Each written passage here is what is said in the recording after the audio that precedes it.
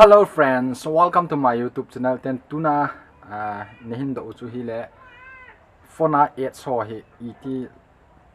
tha dham na ai lo le chroma ilu ten le 8 sung ho iti tha dham phona game ki chit le hung ho iti tha dham ti ho nehin do na chu kahin sei din ye chon abula kona zone again hin le pina so 8 na kona iga ki ven de na hello ki me kha yong le cha kona thil tam ta data lik the la na chu kahin sei vet sa ding au tha ding dan le dan them khat kahin explain dan ai je chun bula kana zone again hin pe din kahin te ve okay ki pat masang kamin chule bonga hin ki pan ka video ha bula kana zone again hin pe din ki pat thu ken se na den ka channel la tha ne la lung se ten like share subscribe hin bol pe din na kahin te ve okay direct panutin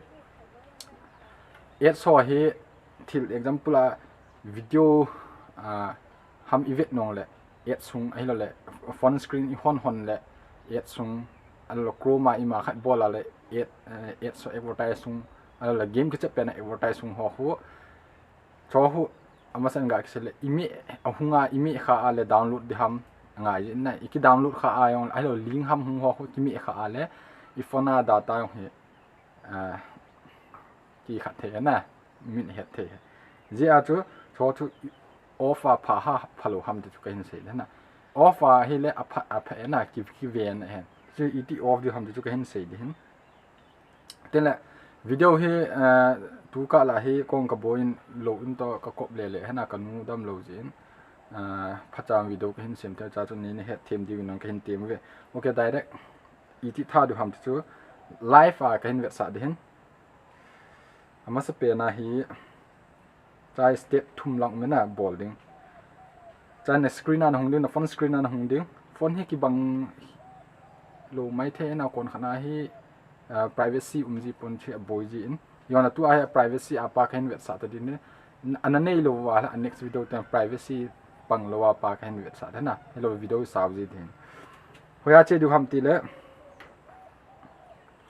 na phone setting a ilu ding phone setting a ilu chai ten lew chun ti a thil tam ta setting hung in te hoya che du ham ti le la he cha kan pi banga he privacy a che du na privacy mi achai tin le hoya che ki du ham ti le at once noya chun tol chun noi pe na at once ki ti min chai mi du mi achai tin cha hi out of field service from google kitin google location history tin ta thil tam ta hen pe na hoya che du ham ti le ads na he che du he advertising id and personalization ti a hi lu du ilu chai tin cha heading khat chu reset advertise id kitin then delete advertise id kitin enable dev login for ads kitin tam ta mena chai hoya che du ham til amasa pe na chai point ni amasa pe na hi ep bol du ham te reset bol du na reset advertising id na me lati a hung do den reset advertising id this replace the device to advertising id with a new random number tnch confirm me du na confirm that anoya advertising id reset ki reset ta kha we dinga na so ten people du ham tile delete advertising hi me du ime chai ten ti a hung do de delete advertising id ti hi ime chai ten wetan cha talo new advertising yet no ma do de na adang talo chi chu hin kha number 1 chu then number 2.2 na ga ki se yang la hoya ine iman pen na example la chrome manu kuno khan internet mang hoi na man ham chi a jona che de na ai lo le chroma che de hen chroma khin le sa den chroma